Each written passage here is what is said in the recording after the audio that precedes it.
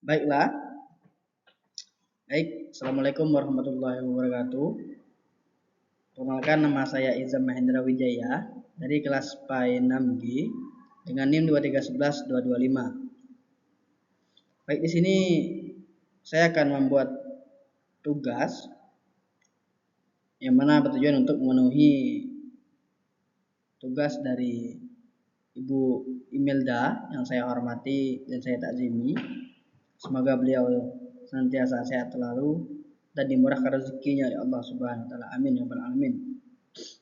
Baik, di sini saya akan menjelaskan PPT saya, yaitu tentang pendidikan agama Islam pada jenjang SMP, mata pelajaran akidah akhlak pada bab 3. Yang mana judul besarnya pada bab 3 ini yaitu Ayo Bertobat. Ayo Bertobat. Nah, untuk selanjutnya yaitu yang pertama itu tujuan pembelajaran. Nah, jadi tujuan pembelajaran pada bab 3 ini yaitu untuk yang pertama memahami pengertian taubat secara lengkap, yang kedua menjelaskan hakikat taubat yang sebenarnya, dan yang ketiga itu mengetahui kedudukan dan keutamaan taubat. Nah, jadi tujuan pembelajaran pada bab 3 kali ini, mata pembelajaran akidah akhlak, itu untuk ketiga ini. Ya, 1, 2, 3. Itu tujuan pembelajarannya. Dan selanjutnya itu yang pertama untuk dijelaskan nanti itu pengertian taubat. Nah, di sini dijelaskan bahwasanya taubat artinya kembali kepada Allah dengan menyelesaikan dosa, menyesali dosa dan berjanji tidak mengulanginya. Kemudian taubat adalah langkah pertama untuk memperbaiki diri dan mendekatkan hati kepada Allah Subhanahu wa taala. Setiap muslim yang melakukan kesalahan dianjurkan untuk segera bertobat dengan tulus. Nah, di sini saya jelaskan bahwasanya untuk pengertian taubat itu tersendiri, bahwasanya taubat itu bahwa kita kembali kepada Allah Subhanahu wa taala dan tidak mengulangi perbuatan-perbuatan yang dilarang oleh syariat Islam. Baik, selanjutnya yaitu hakikat taubat. Nah, di sini tertulis 3 daripada hakikat taubat. Yang pertama itu menyesali atas dosa yang telah dilakukan. Artinya, kita menyesali perbuatan-perbuatan dosa kita yang telah kita lakukan, namun menyesalinya dengan tulus, bukan tanpa alasan lain, tapi dengan tulus dengan hati nurani.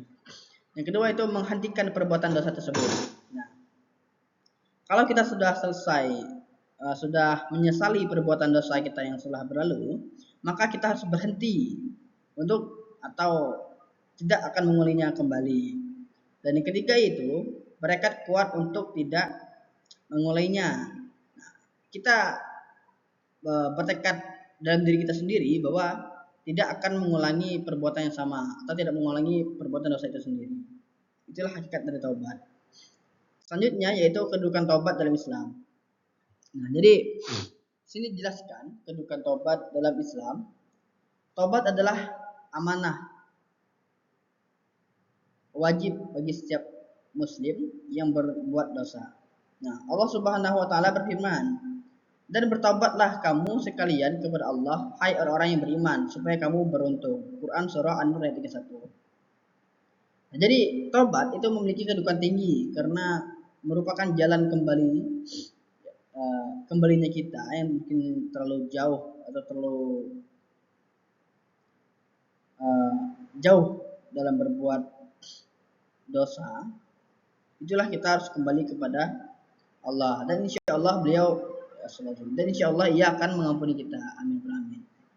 Baik, selanjutnya yaitu di sini ada keutamaan taubat. Nah, jadi di sini ada 3 keutamaan taubat. Yang pertama itu menghapus dosa-dosa yang telah berlalu dan mendekatkan diri kepada Allah Subhanahu wa taala, meningkatkan keimanan dan ketakwaan. Nah, jadi sini ada 3 keutamaan taubat. Yang pertama itu apabila kita taubat, maka insya Allah kita dosa-dosa yang kita telah berlalu itu akan dihapuskan oleh Allah Subhanahu wa taala. Dan keutamaan lainnya yaitu dari taubat itu kita bisa mendekatkan diri kepada Allah Subhanahu wa taala. Dan yang terakhir itu meningkatkan keimanan dan ketakwaan. Baik, selanjutnya yaitu keutamaan taubat yang kedua. Oh, ternyata ada juga keutamaan taubat yang kedua. Di sini saya tulis bahwa Allah Subhanahu wa taala itu mengampuni dan menerima taubat hambanya. Selanjutnya, taubat memberikan ketenangan jiwa. Jadi dari kita bertaubat itu kita insya Allah itu akan tenang jiwa kita. Dan yang ketiga yaitu memperbaiki hubungan dengan sesama manusia. Baik, selanjutnya proses taubat yang benar. Nah, di sini ada tertulis 4 proses atau langkah-langkah taubat yang benar dengan tulus. Yang pertama itu menyesali atas dosa-dosa yang telah dilakukan. Kita menyesali perbuatan-perbuatan kita yang telah kita lakukan sebelumnya. Ya, maksudnya perbuatan yang dalam tanda kutip perbuatan-perbuatan dosa ya. Yang kedua, berhenti melakukan perbuatan tersebut. Berhenti. Kalau kita sudah menyesali perbuatan dosa kita tadi, dan langkah selanjutnya itu kita berhenti atau tidak melakukan hal perbuatan itu lagi atau melakukan hal perbuatan yang sama. Selanjutnya, bertekad kuat untuk tidak mengulanginya. Dan yang keempat, jika dosa melibatkan hak orang lain, maka wajib untuk mengembalikan atau meminta maaf kepada orang tersebut. Itulah proses taubat atau langkah-langkah proses taubat. Baik, selanjutnya yaitu contoh taubat dan 1000 sehari. Nah, di sini ada contoh ya atau cerita tentang contoh taubat dalam kehidupan sehari-hari. Di sini saya bacakan. Andi sering berbohong kepada orang tuanya tentang tugas sekolah. Satu hari, ia merasa sangat menyesal karena kebohongannya ketahuan. Kemudian Andi menyesali perbuatannya dengan tulus, meminta maaf kepada orang tua dan berjanji untuk selalu jujur. Dan ia pun mulai mengerjakan tugas dengan sungguh-sungguh dan kini Andi menjadi siswa yang lebih baik dan dapat dipercaya. Nah, inilah contoh taubat dalam kehidupan sehari-hari. Bisa dilihat di sini. Jadi Andi awalnya itu dia berbohong kepada orang tuanya. Dan kemudian perbuatan bohongnya tersebut itu ternyata diketahui oleh orang tuanya dan akhirnya ia menyesal, mungkin entah itu dimarahi oleh orang tuanya, akhirnya dia menyesal perbuatan bohongnya tadi. Ia menyesalnya dengan tulus banget dan kemudian ia bertekad untuk tidak mengulanginya lagi karena perbuatan tersebut perbuatan dosa dan sangat dimukai oleh Allah Subhanahu wa taala. Dan pada akhirnya Andi pun lebih baik dan dapat dipercaya. Baik, selanjutnya itu pentingnya taubat bagi remaja. Nah, ini untuk kita ini. Pentingnya taubat bagi remaja. Di sini tertulis bahwa masa remaja adalah masa yang penuh tantangan dan godaan.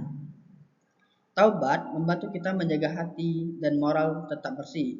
Dengan bertaubat, kita bisa menjadi pribadi yang lebih baik, bertanggung jawab, dan lebih dekat kepada Allah Subhanahu wa taala. Nah, jadi saya sangat sepakat dengan tulisan ini bahwasanya masa remaja itu memang masa yang penuh dengan godaan dan patut diwaspadai bagi kawan-kawan remaja karena sangat berbahaya sekali. Baik, selanjutnya yaitu di sini ada ceritanya, cerita kisah Nabi taubatnya Nabi Yunus. Nabi Yunus alaihissalam meninggalkan kaumnya tanpa izin Allah karena merasa frustasi oleh kaumnya sendiri. Kemudian beliau ditelan ikan besar dan berdoa dalam kegelapan, tiada Tuhan selain Engkau, Maha Suci Engkau. Sesungguhnya aku termasuk orang-orang yang zalim. Kemudian Allah menerima taubatnya dan menyelamatkannya. Pesan moral dari kisah ini kayaknya kisahnya ceritanya disingkat ya. Kalau cara panjang kan udah begini. Di sini tertulis pesan moral bahwasanya tidak ada dosa yang terlalu besar untuk diampuni jika kita sungguh-sungguh bertaubat kepada Allah. Jadi tidak ada dosa yang paling besar atau bukan paling besar, sebesar apapun dosa kita itu kalau kita memang bersungguh-sungguh untuk bertobat, insya Allah akan diampuni oleh Allah Subhanahu wa taala. Baik, selanjutnya yaitu studi kasus. Nah, di sini ada studi kasus nih. Ahmad sering menyontek saat ujian. Suatu hari ia tertangkap dan merasa sangat malu. Ia menyesali dan bertekad untuk belajar dengan jujur. Ahmad meminta maaf kepada guru dan teman-temannya, lalu mulai belajar lebih giat lagi. Pertanyaannya, apakah langkah pertama yang harus dilakukan untuk bertaubat? Jadi di sini kan studi kasusnya ada pertanyaan. Kasusnya ini tadi dan muncul pertanyaan, apakah langkah pertama yang harus Ahmad lakukan? Ini kedepannya nanti PPT ini kan akan saya paparkan kepada murid-murid saya nanti apabila saya pas ngajar. Saya bertanya kepada murid saya, apakah langkah pertama yang harus Ahmad lakukan untuk bertobat dari kisah studi kasus ini tadi?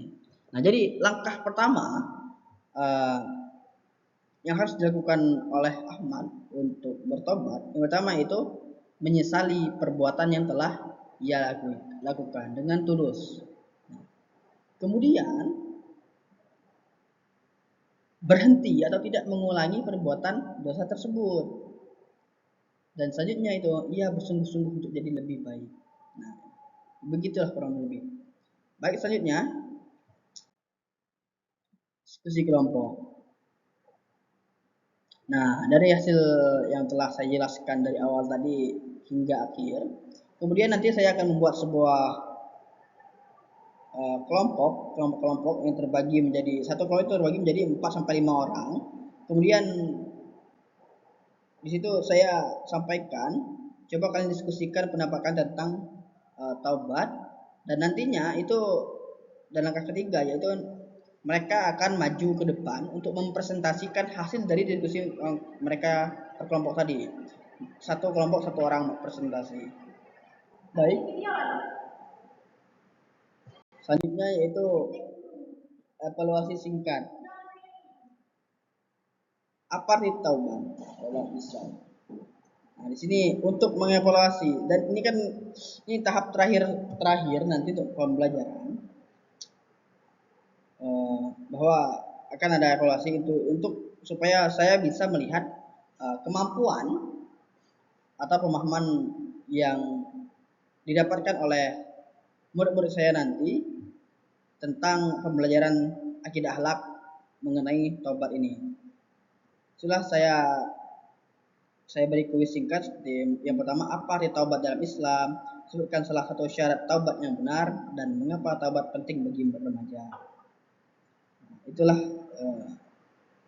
kuis singkatnya. Baik, mungkin sudah selesai. Itulah tadi apa namanya pemaparan dari saya mengenai PPT ini. Jika ada salah kata, saya mohon maaf, kepada Allah saya mohon ampun. Saya akhiri wabillahi taufiq wal hidayah. Assalamualaikum warahmatullahi wabarakatuh.